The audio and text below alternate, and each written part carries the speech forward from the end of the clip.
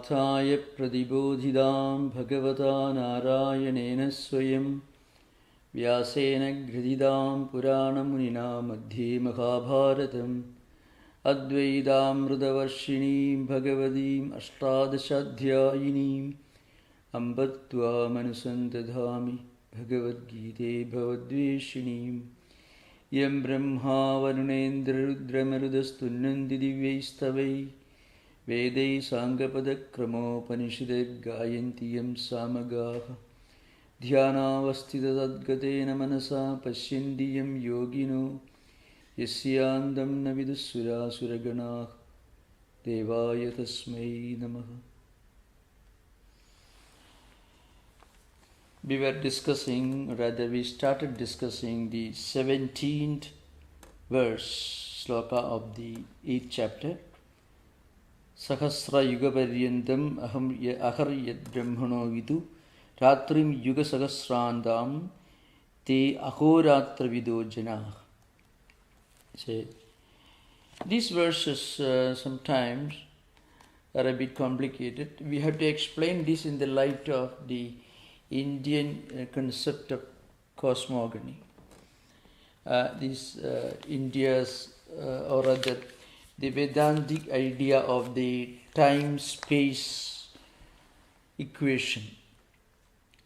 So, before, of course, after giving some introduction on this subject, I shall try to explain why the concept of cause-effect relationship, I mean the philosophy of causation, according to Indian philosophy, is different from the way it is often seen in the post-Platonian philosophy in the West. So they call it cyclic movement. So I mean the concept of cyclic movement of world time, which is the cosmology of Indian philosophy.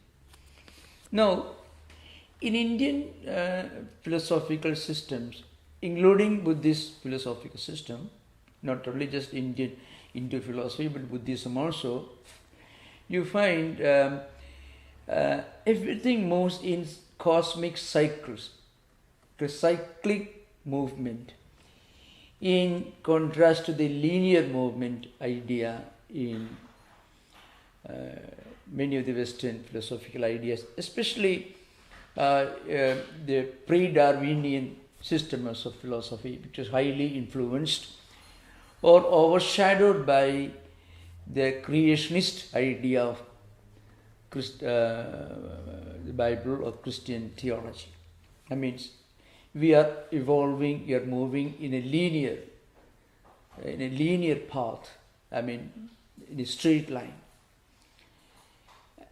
Not only human life, but even the cosmos also moves in a straight line progression.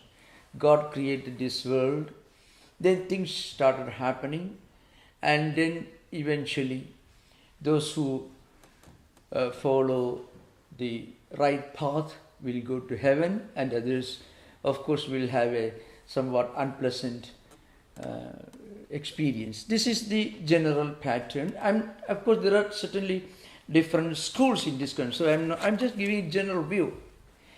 Now, in contrast to this, in Hindu Puranas and mythological books, and also in the Jain Buddhist traditions also, you find the cosmic movement also in rhythmic cycles, coming and going. So you find an echo of that philosophy in these verses, the 17, 18, and 19 verses. Now, so it's called a theory of ages, means the Yuga theory, the concept of Yugas. I shall explain this when I take up the verse. For example, there are 4 Yugas: Satya Yuga, Treta Yuga, Dwapara Yuga, Kali Yuga. Satya Yuga is sometimes called Krita Yuga, so to speak. And these Yugas constitute one unit. If you look at the enormous number of years that each of these Yugas constitute, then you can see the infinitude of this. And then all these yugas will one day get dissolved. I mean, this cosmos exists for these Chatur Yugas, 4 yugas. Sometimes the word yuga singular is often used to indicate these 4 yugas put together. To give an example, Satya Yuga or Treta Yuga, 1,028,000 years. That is the mythological Puranic calculation. This also differs in different Puranas. I'm giving one of the well accepted views. Treta Yuga 1,003,000 years. Dwapara Yuga 854,000 years. And Kali Yuga 429,000 years, roughly speaking. These 4 yugas constitute one unit. Sometimes in some Puranas, they constitute one mighty big unit called Kalpa. Now, so you can see this cyclicism applied to human life and also to the life of the cosmos. So this cosmos comes into existence. It means it comes into a state of manifestation. In the Gita verse, it's called Vyakta, the evolved state, the growth state. Like, for example, the seed of a tree evolves into a tree. The seed is in involved state. The tree exists in the seed in an involved state, and that the seed becomes, it manifests into a tree. Equal evolution. Like that, cosmos also comes from a state of non-manifestation, the subtle state, into a state of manifestation, the gross state. And then it goes back to the unmanifest state. And this again and again, after after some incalculable years, trillions and trillions of years, the manifestation begins again.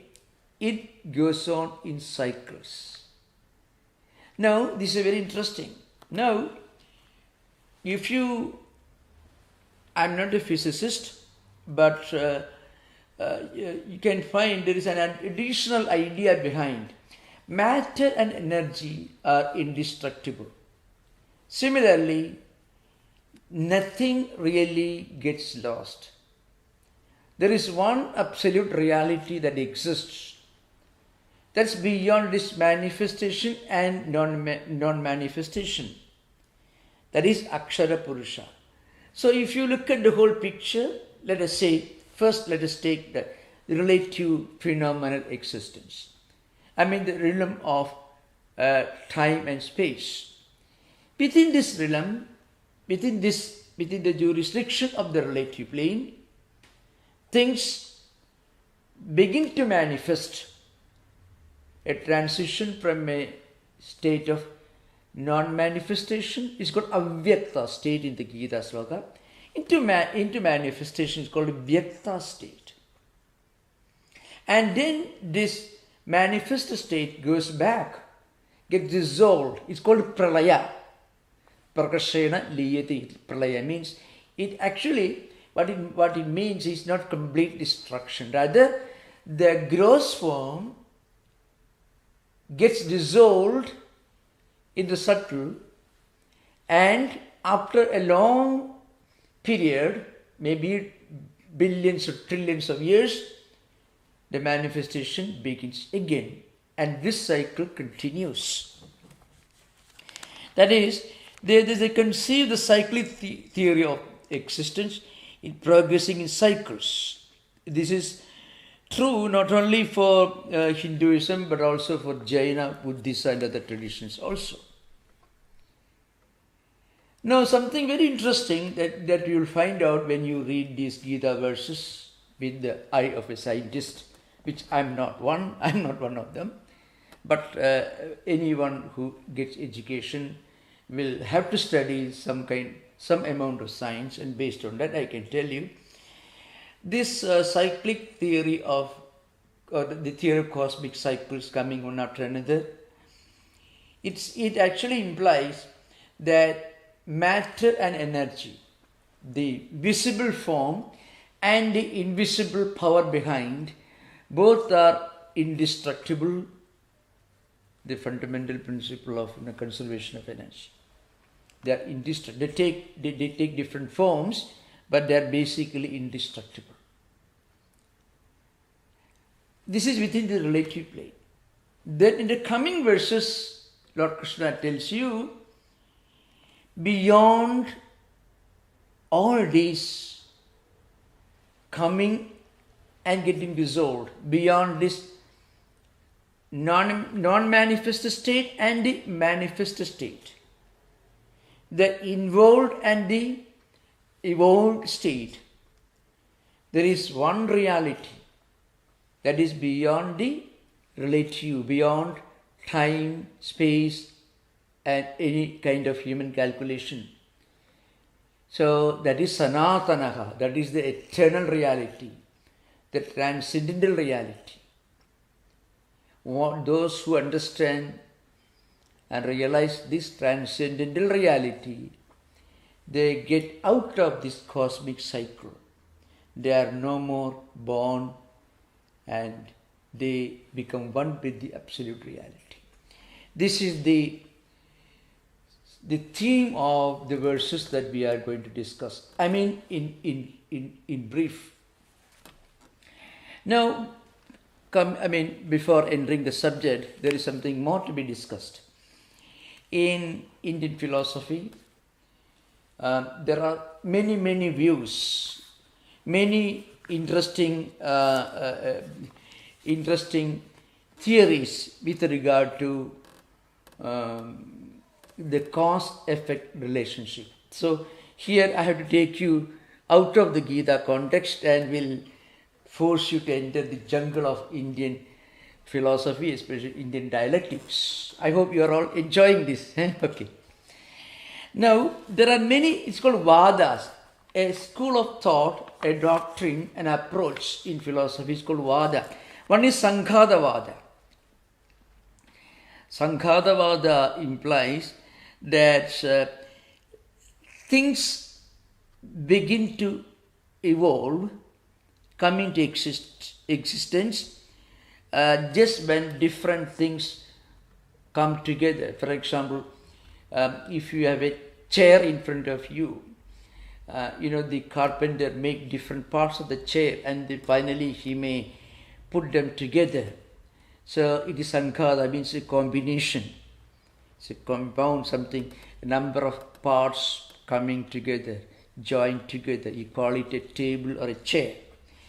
In fact, this was, interestingly, this was the view of one of the earliest schools of materialism. It's called Indian materialism, it's called Charvaka theory. Surprisingly, the first attempt to deny everything was done in India. The Charvaka philosophy, it is even much more ancient than Vedanta or Buddhism. That's something very interesting. And they believe that whatever they see in front of them with the eyes and mind, or the five senses of perception and mind alone is true. Nothing beyond, nothing transcendental. That was the idea behind Sankhadavada. And this was also to some extent a school of philosophy held by some schools of Buddhists like Sautrantikas and Vaibhashikas. The realistic schools in the Mahayana system called Sautrantika and Vaibhashika. They believed in the Charvaka, Sankhadavada. Sankhada means combination, different parts coming together. It's called Sankhada. Sankhadavada means a school of philosophy, an approach, a doctrine that tells you that things just come into existence when different parts are joined together. They don't have any other existence. And also the Indian ritualists, but the Mimamsas, they also held this view. They give the example where what is a cloth or different threads coming together. That's their view. A cloth is nothing but threads put together. It's called Sankhatavada. Another view, it was Arambhavada, and according to them, in fact, this view was held by another school of Mimamsakas and also by the Vaisheshikas and Nayayikas. They believe that everything is a new existence. You will understand this implication when we study the next school of philosophy. For example, they believed, suppose there is a pot. You may tell you, well, if you are a Vedantin, you will tell you the pot existed in the form of clay, and when the clay was processed by a pot maker, then it assumed the form of a clay pot. Or if you analyze a golden ornament, you will tell you, if you are a Vedantin, you may say that the golden ornament existed in the form of gold. It assumed a new shape and form, and then it got a new name. It's called the ornament, necklace, or whatever it is. But these Arambhavadins, those who believe that every effect is a new creation, that's the implication. Every effect is a new creation. That's the idea of it. An effect has absolutely no connection with the cause. It's absolutely ludicrous, in fact. It's called Arambhavada. Arambha means beginning. Everything is a new beginning, or has a new beginning. This is the view of the Nayayigas and Vaisheshikas and others. Gautama was the philosopher who expounded Nyaya philosophy, Indian logic, and then Vaisheshika philosophy was expounded by Kanada. These are two great sages. So they said that everything is something new. So they will tell you, if you have a cloth, they will tell you that thread and the cloth, out of which the cloth is made out of the threads, they will tell you there's no connection. Or a golden ornament and gold has no connection, they will tell you, because the golden ornament has a shape, a form, and you don't wear a golden biscuit or something, golden piece you don't wear. You wear it, only use it only when you convert it into an ornament. So it's called Vyavahara Buddhi, etc. Like that they means practical utility and so on. So they said every creation is something new. The effect is absolutely separate from the cause. That was this view as a name called it's called Asatkaryavada, the opposite of Satkaryavada. It's called Asatkaryavada, which means they believe that the effect does not exist in the cause. It does not pre-exist in the cause. It's called Asatkaryavada. In contrast to this, we are coming to the philosophy upheld by the Bhagavad Gita and Vedanta. According to Vedanta, the effect pre-exists in cause. And that view is called Satkaryavada. Means, Karya, the effect, pre-exists in cause. So the doctrine of causation. The effect pre-exists in cause. The pot pre-exists in the clay. The golden necklace pre-exists in the gold. Or the cloth pre-exists in the thread.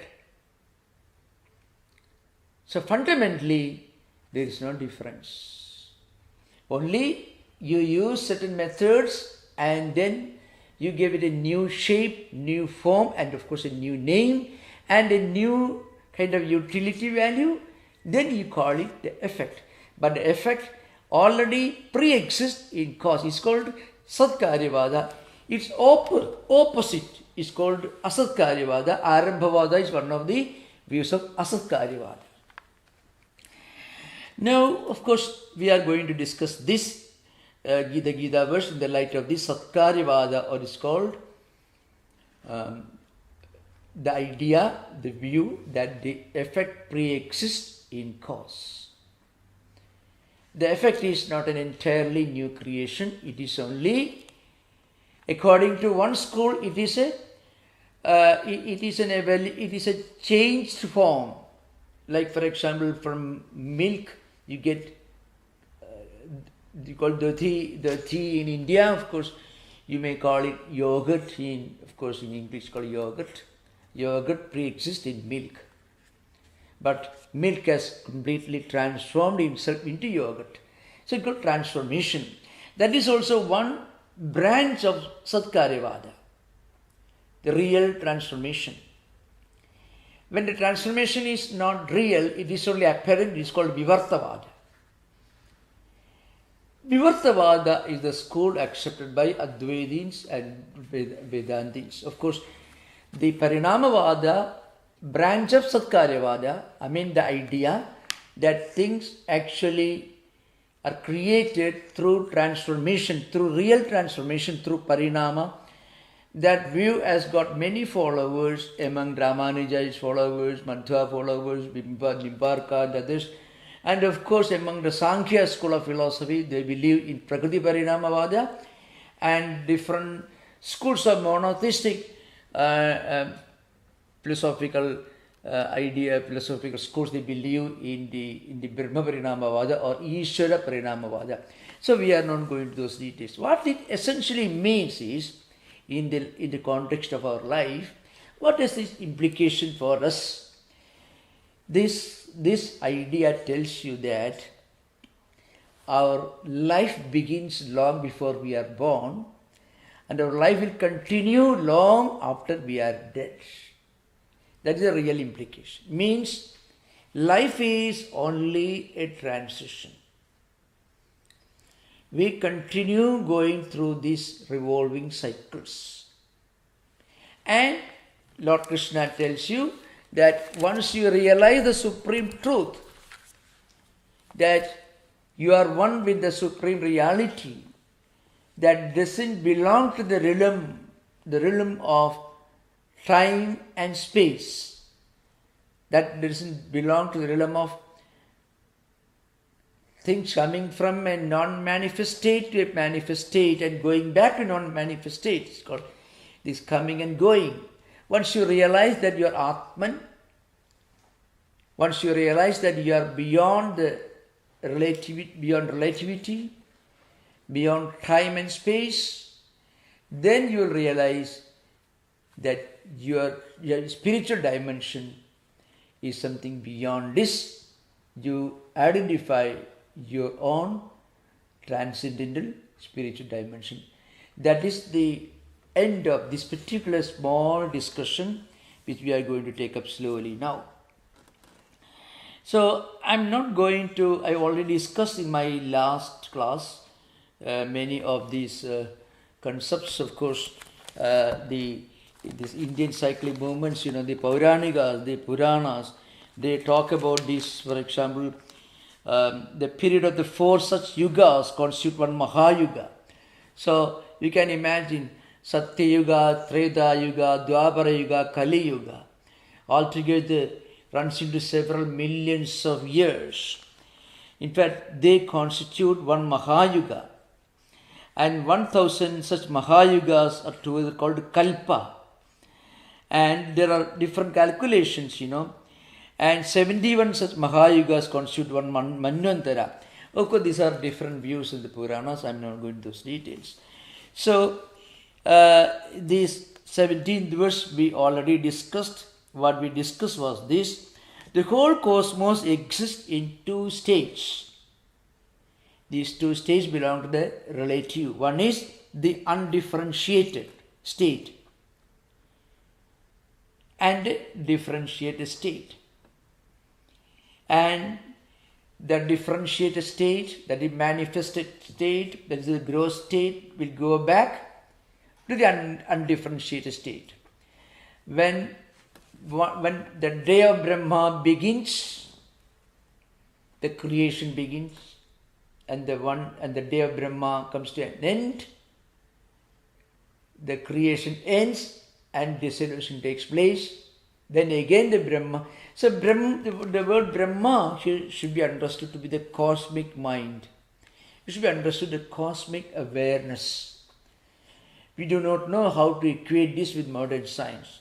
But what we can say, if we can think of Big Bang, Big Crunch, and again Big Bang, if we can think of this coming and going manifestation, and again the manifestation gets completely dissolved, and another manifestation begins after some time means after several, maybe trillions of years, this coming and going. But all these happened, all these comings and goings happened within the range of something that is transcendental. And that transcendental reality is Brahman or Atman. It is called Akshara, it is called the imperishable. It is beyond the non-manifest, or it is beyond the unmanifest and manifest dimensions. It is the imperishable absolute reality.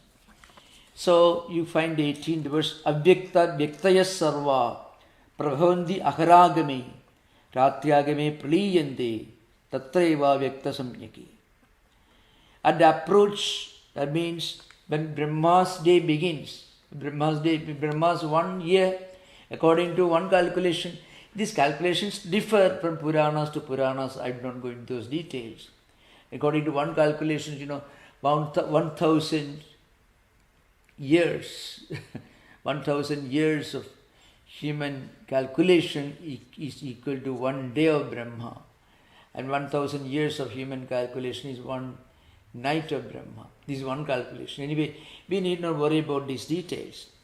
But the previous one seems to be more scientific. So what it says is, at the approach of the day in Brahma's life, all manifestations begin.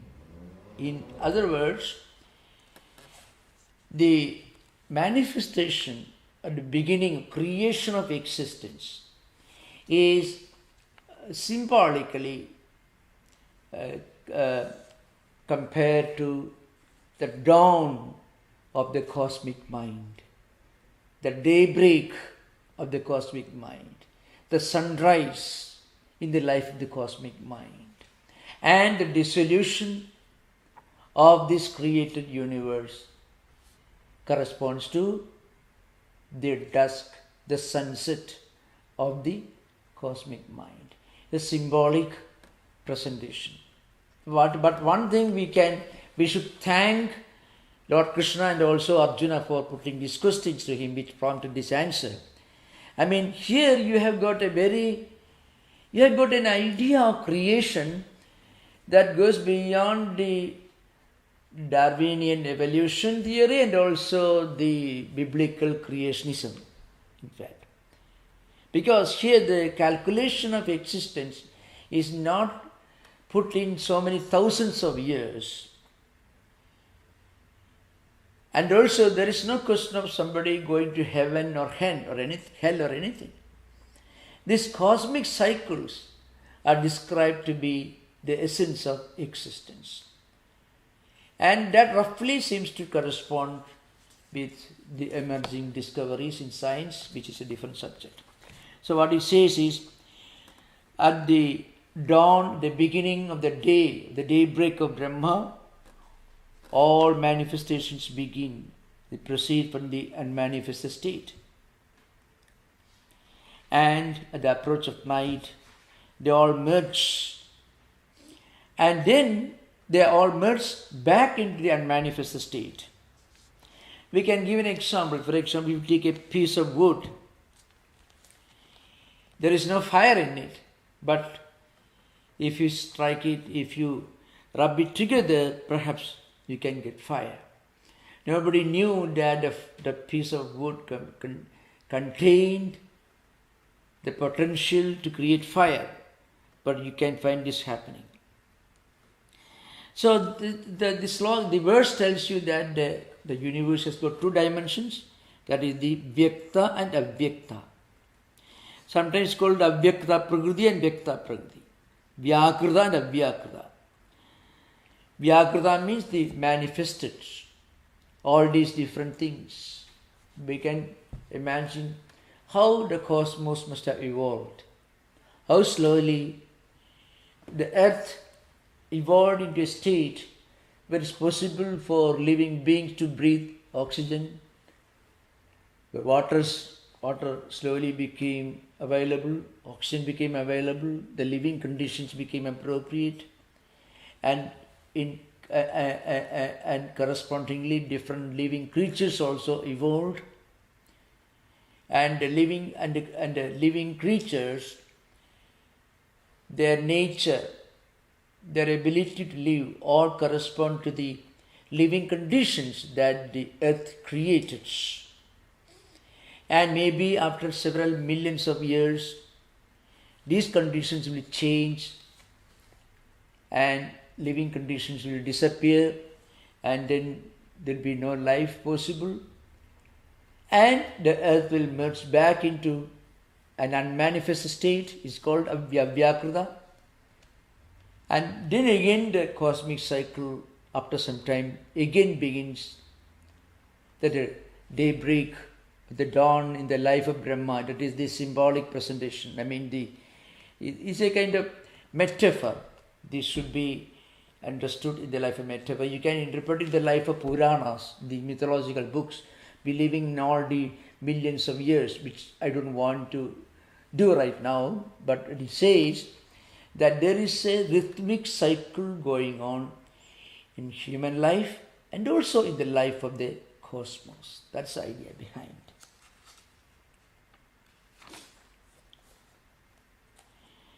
Now we go to the next verse. Bhutagramasa evayam bhutva praliyate ratriagame avashapartha prabhavati aharagame.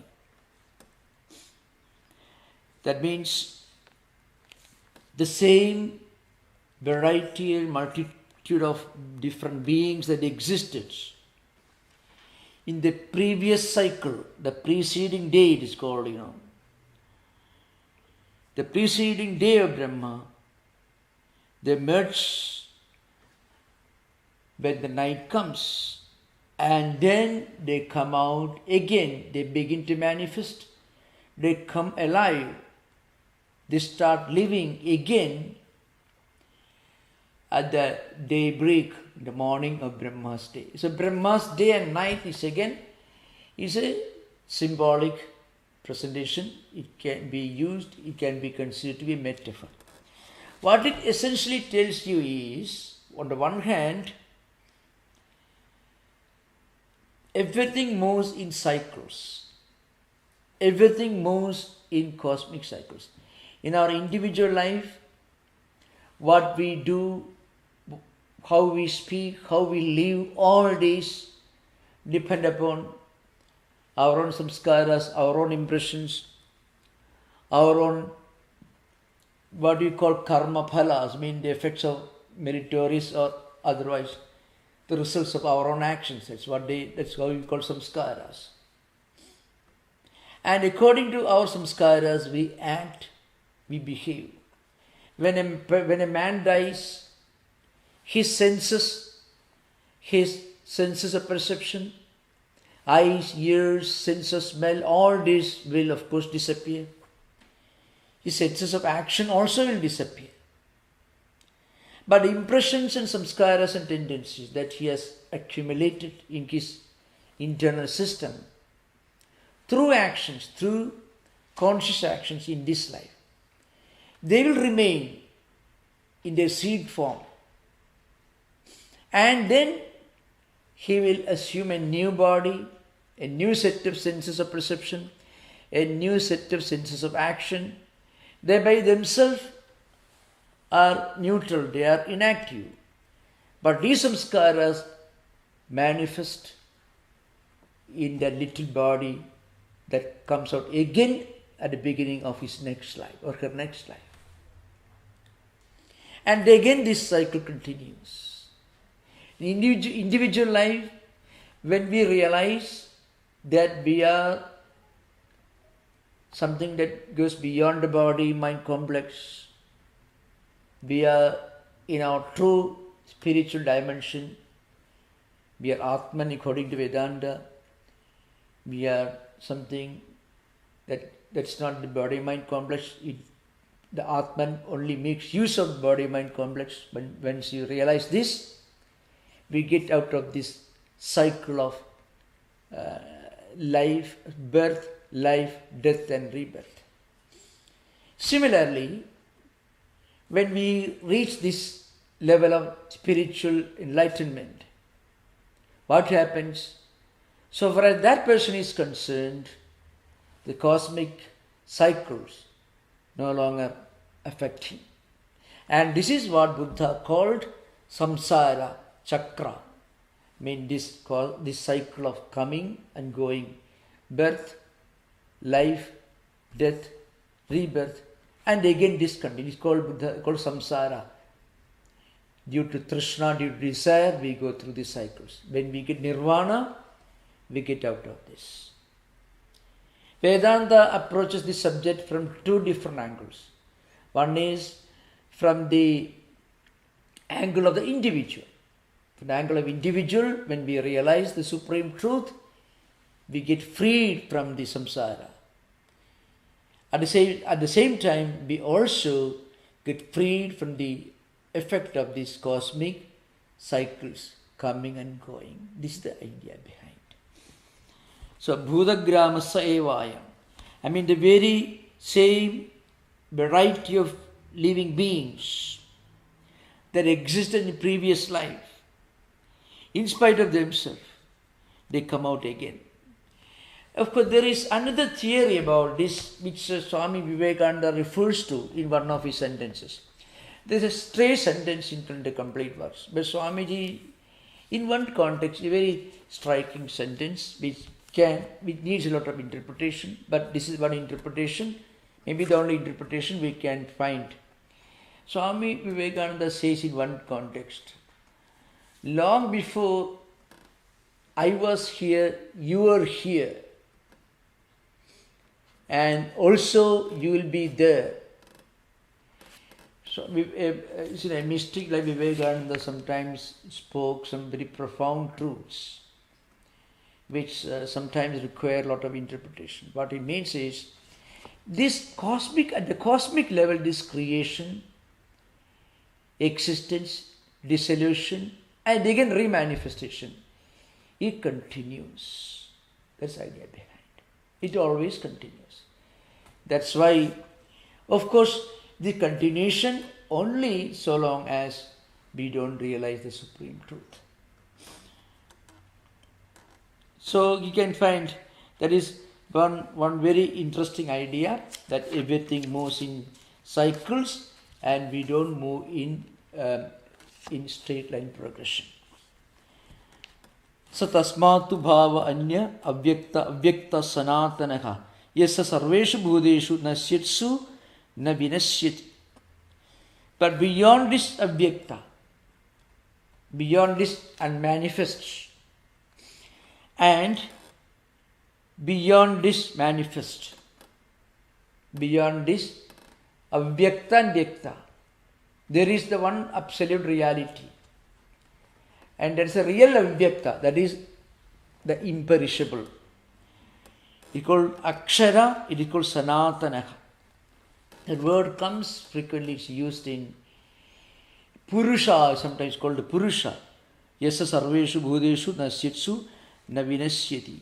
You can find these terms are Avyakta, Akshara, Yuktikta, Tamahu, Paramam Gatim, Yam Prapya na nivartande tadhama paramam mama. What has been called, what we understood as Avyakta and Vyakta, I mean the beginning of creation, the beginning of the dawn is called Vyakta or manifestation, and is going back, and in that unmanifested state it is called the night of Brahma, and the manifestation is called the daylight, the daybreak of Brahma. But these two, Vyakta and Avyakta, are within the relative. But there is something that's beyond relative, the real transcendental truth. That is called imperishable, it is called Akshara, and it is called Avyakta. So the real Avyakta is something that remains unaffected by the manifestation or the non-manifestation. So yeah, I want to make clear once more. On the one hand, the Gita tells you about our life. We are going through these cycles of birth, life, death and rebirth.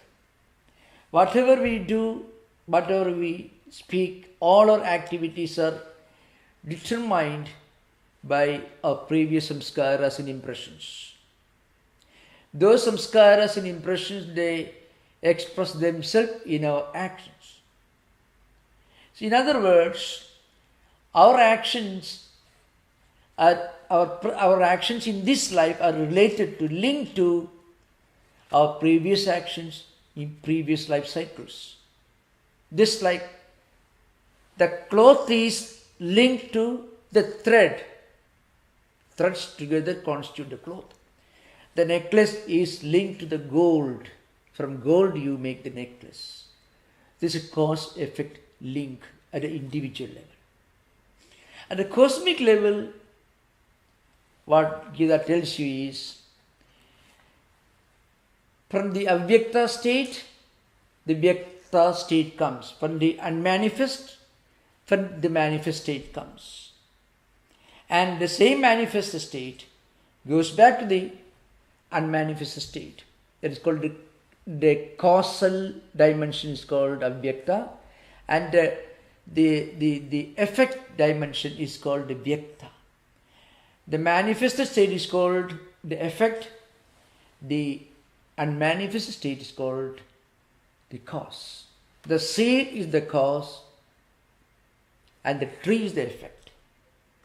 You cannot forget the connection, the link, the inseparable link between the tree and the seed from where the tree has come.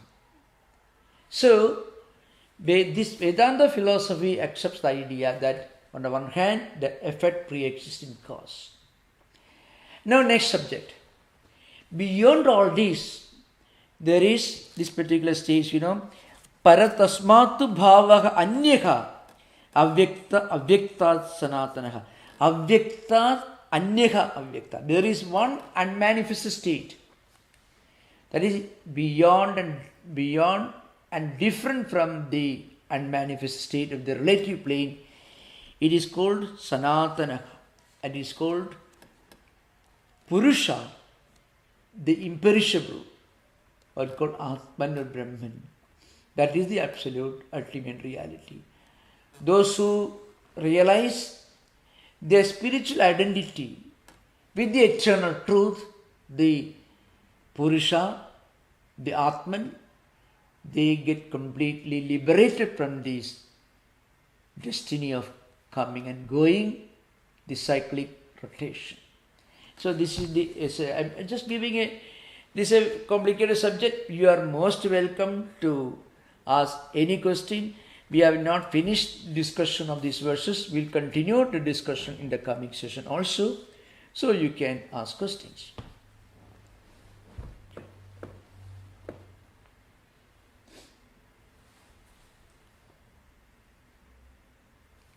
I think I will ask a question, if it's okay. Yeah, most welcome, yeah.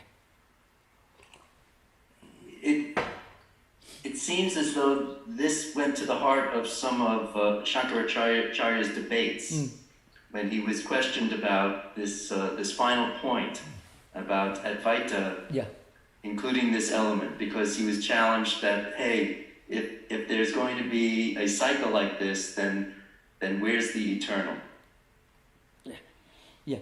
No, as I mentioned, the eternal is beyond the cycle.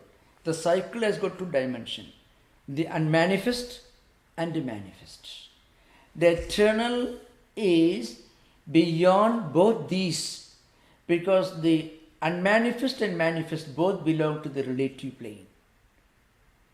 So long as, from the individual spiritual perspective, so long as we believe that I am this body and this body-mind complex, so long as we believe we need all these wonderful things of the world, till then our desire to enjoy, desire for happiness, what Buddha called Trishna, desire, it will continue. And the desire, according to Buddha and Vedanta both, is the mother of all problems. So, when we get out of this desire, according to Buddhism, if we understand the reality of grief, according to Vedanta, when we recognize and discover our own spiritual dimension that goes beyond this coming and going, beyond the unmanifest and manifest, then our journey comes to an end. So our journey means we discover our own true nature. Then we don't ask the question, what happens to me? Because what happens to me, the me itself becomes a different me then. I become a different I. There is no more question. The question has no answer, because the question itself gets self-destroyed at the spiritual plane. Silence is the ultimate language of experience, is called. So you find here, so I want to mention this one more, because first, within the bracket, let's see, within the bracket there is unmanifest and manifest. Within brackets. And this unmanifest is the cause, the causal form. The manifest is the effect. And this will continue. So remember, according to this text, you have to remember the age, time concept of existence, of cosmos, is given here. It's mind-boggling. See, on the one hand, when we are within the relative plane, then space and time are eternal for us. When we get out of the relative, then we recognize that time and space actually are relative. When we are within the relative, we don't recognize the relativity of time and space. When we get out of the plane of the relativity, then only we recognize time and space is relative. You look at time itself. After all, what is time? What we understand, the human calculation of time, let's say we live for 100 years. A mosquito, an insect that takes birth at maybe 6 o'clock in the evening, it may live perhaps a few minutes, it may live a very short lifespan. Now, compare our lifespan, a healthy person lives for 100 years. Compare his lifespan with the lifespan of viruses, mosquitoes, tiny creatures, infinitely different. We are looking up to Brahma, whose one day is equivalent to 1,000 years of our life. The mosquito should be looking at us the way we are looking at Brahma. So, time is something that we calculate on the basis of the amount of time that the earth takes to revolve around its own axis, and the time it requires to go around the sun. The sun itself also is moving. It takes billions of years to complete the movement. So the whole point is, time itself is here, is touched to an infinite level. But then Vedanta tells you that time itself, even if you stretch time into trillions of years, then also that time is within the relative. That is within the relative, within the brackets. So, from one state of unmanifest state, we come into state of manifest. But again, we get back to that state. This coming and going continues between the unmanifest and the manifest, both within bracket. Then there is something else outside the bracket, another unmanifest. That is supreme, that is the transcendental reality. It is called Avyakta. Avyakta means Avyakta Paraha. It is here, the Gita tells you that in the eternal, the imperishable reality. So Lord Krishna, Shankaracharya will interpret this as Atman, Brahman, that is beyond relativity, beyond time and space and causation. That's the idea behind. So on one hand, our life is interpreted. I think it's clear to you? Very clear. Yeah. And Shankaracharya says that the only obstacle, in his Bhashya, says the only obstacles are ignorance, egotism, attachment, aversion, and clinging to life. Yeah. Clinging to life, he actually echoes the words of Buddha himself. Buddha himself says, the clinging to life is the first evolute of Trishna, desire. At the 12 link, this Praditi Samutpada, the source of all problem is Trishna, desire, and out of Trishna comes the clinging to life. That's again desire, attachment, and so on. That actually makes us move from one to another, from the unmanifest to manifest, again to unmanifest, within the bracket. And it prevents us from realizing the supreme truth that is outside the brackets. That's the idea behind it. Very clear. Thank you, Maharaj. Okay, thank you. So, Swamiji, can I ask a question? Yeah. Swamiji, can I ask a question? Most welcome, please. Most welcome. Yeah. Okay. In one of the Gita verse, Bhagavan says, Avyaktadini bhutani vyaktamadhyani bharata avyakta nidanyeva tatra ka paridevana. Yeah. So, how does that connect to this? Yeah, that Avyakta is different from this Avyakta. The Avyakta is the stage before our life begins, and this particular life is the Vyakta, and after this life we go back to Avyakta. So the context is at the individual level, but it can be applied to this context also, but that context is at the individual level. So Vyakta Madhyani Bharata, so what becomes obvious, what becomes manifest in the middle only. In another context, Lord Krishna himself says, we are coming from the Avyakta, we are moving towards the Avyakta. The state between these two Avyakta is called life. Same idea. The cosmic, the concept of cyclic movement of the cosmos, that's clearly stated in this verse. Of course, there are other verses where the idea is repeated with a different emphasis here.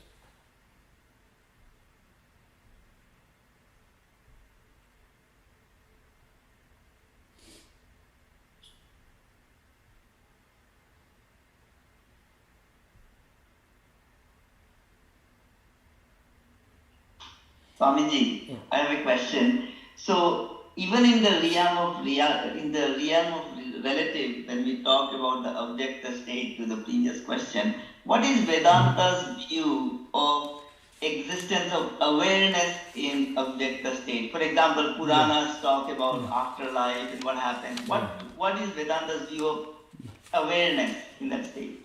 You see, there's a 22nd verse. We are going to discuss that, the 22nd verse, Purushasya parapatha bhaktya labhyatu ananyaya yasyant sthani bhudani yena sarvamidam tadam.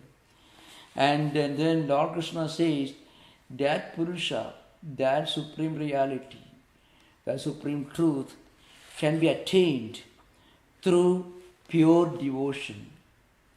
Bhaktya, ananya bhaktya means pure devotion without any wavering. So again, as Bobby was quoting Shankaracharya's verse. Shankaracharya says, this clinging to life, the desire, the attachment, our identification with worldly things, that actually create a bondage that doesn't prevent us, that doesn't allow us, that doesn't permit us to realize that we are in bondage. That's why I mentioned, so long as we are within the relative, we don't recognize the relative as the relative. So long as we are within the relative, we mistake the relative to be the absolute. And then when we try, how do we start getting out of this? When we practice meditation, prayer, when we start feeding our mind with good thought, when we practice unselfishness, when we attain a level of mental purity, then slowly we start recognizing, well, I have it to go some distance. My present condition as a lot to be desired, I have it to get out of this. There are higher things that I should strive for. So that higher desire here, this desire for spiritual life, desire for spiritual experience. So that noble desire is a sublimation of desire, as we understand, So that higher pursuit of life, or pursuit of higher life, at that time we start recognizing that this only relative plane. This is not going to last long. So, and then slowly our mind becomes pure and pure. That's why in the 22nd verse, Lord Krishna doesn't really talk about philosophy. After talking about the cyclic, the cosmogony in terms of cyclic movements, Lord Krishna comes with a simple mechanism, tool for us to get out of this. He says, that supreme reality can be attained. That means we can realize our own true spiritual nature. We can realize that imperishable Atman is within all of us. That we can realize through pure devotion. That's the idea behind. So, because that Atman, that Purusha is existing in all beings and he pervades everywhere. Only we don't recognize this. Then we get out of this bracket, the unmanifest, manifest equation. That's the idea. So bhakti or devotion is emphasized here. That's very interesting. Yes, idea behind. Maharaj, there is a question from the YouTube's students. The question, which you may already have answered in a way, from where does the unmanifest come to exist? Oh, to begin with, now, of course, there are two unmanifest used here. One is the relative, within the relative plane. Actually, that unmanifest is only the stage that follows the manifests. Remember, where does the seed come? A seed cannot come without a tree existing before the seed. The seed that grows into a tree itself has come from another tree. And that tree will produce new seeds from which new trees will come. So that question, that's why, Maya or the relativity has no real answer if you ask the question, from where does it come? Because it really doesn't exist. So the question, where does it come itself, that question is irrelevant. But we don't say that at the beginning itself, because that will put off the discussion. Discussion itself can be affected. So, but eventually we will realize, as we evolve in spiritual, in philosophical training, we realize that the very question is never answered, because the question ceases to be a question. The question, they call self-destructs itself. When you transcend to the next level, the question no longer exists really. See, when we were small children, we might have put many questions to our parents or grandparents. We don't ask those questions today. Not because we got answers to those questions, but because those questions are no more questions right now for us. Like that, when we evolve in spiritual life, these questions are no longer questions. They cease to be questions. In fact, that is the speciality of spiritual life. And also that is a speciality of higher philosophy. If you are looking for an answer to every question, then we are moving at a very low level. We have to recognize that as we evolve further, questions are no longer answered. Questions self-destroy themselves. This is true in mystical philosophy. In fact, for your information, Mr. Eckhart employs this tool, surprisingly. He lived 400 years after Shankaracharya, but he practically uses many of these same tools that you find in Shankaracharya. No, the absolute reality, God cannot be called even God. If you define God as God, it's a limitation. So, God to be really supreme should be beyond description, beyond definition, beyond explanation. If we explain anything in words, it is something relative. Yeah. Maharaj, a question. Yeah, most welcome. Yeah. Avyakta means literally that you cannot use words to explain it. But a person who is a realized soul can explain it by mere wish, that for another person he can merely wish and the other person will realize it. Yeah, okay. Now, in that... Yeah. Now, you know what Sri Ramakrishna said? Sri Ramakrishna said, you see, Omkara itself, to reach Omkara is the highest word symbol. And Sri Ramakrishna says, from the highest Samadhi experience level, to reach Omkara, you have to climb down several steps.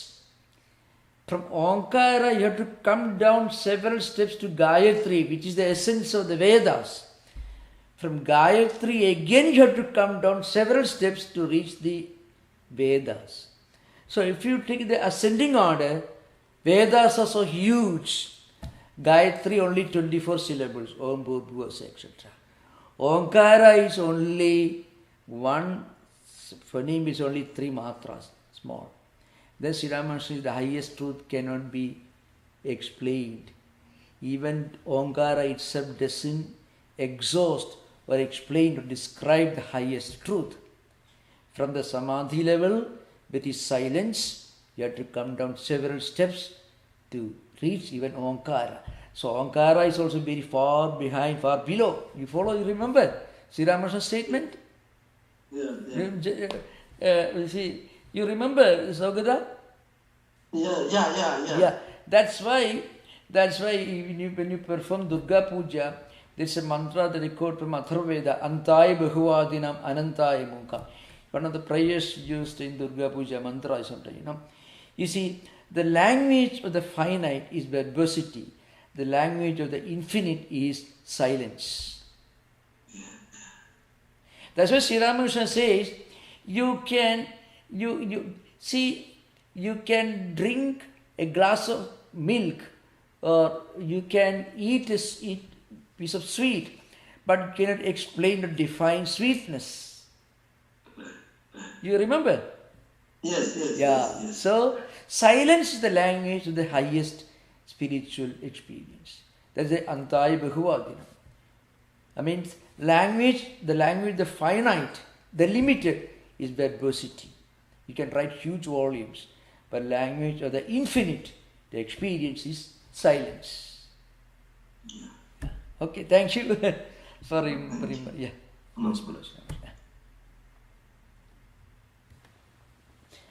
So thank you for those most wonderful questions, and I welcome your questions because your questions help me to explain many things that I might have overlooked during the course of the discussion. Thank you. Om Shanti Shanti Shanti Harihi Om Tat Sat Sri Ramakrishna Arpanamastu.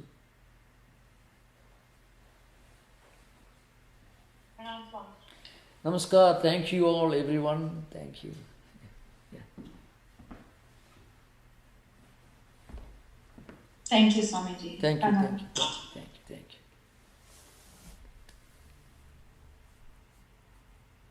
Thank you.